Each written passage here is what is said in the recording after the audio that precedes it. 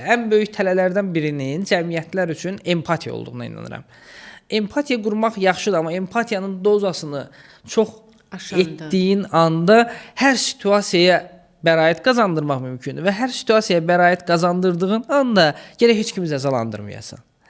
O zaman da sivil mühitdə, yəni artıq heç kimin sərhədlərin harda başlayıb, harda bitəcəyini bilmək mümkün olmur.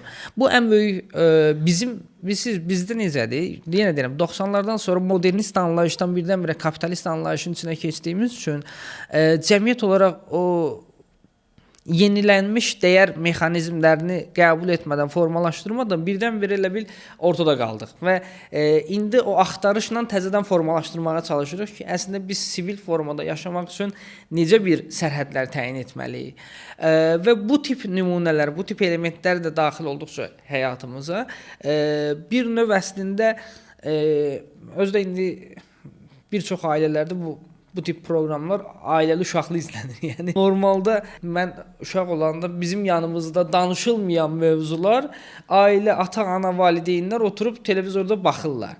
Birinci dəyər itməsi elə buradan başlayır. Çünki televizorda olan bir şey üçüncü tərəfin ağzından danışıldığı üçün, valideynlərin heç biri bunu danışmadığı üçün bu normal bir hal kimi orada gedir. Və o normallaşdıqca axı o uşaq böyüyür, indi 10 il bundan qabaq, 15 il bundan qabaq başlayan proqramları izləyən uşaqlar bugün 21-22 yaşındadır. Artıq onun normalı odur. Təəssüf ki. Və o normalla o dəyərlər sıradan çıxmağı dediyimiz şey burada başlayır.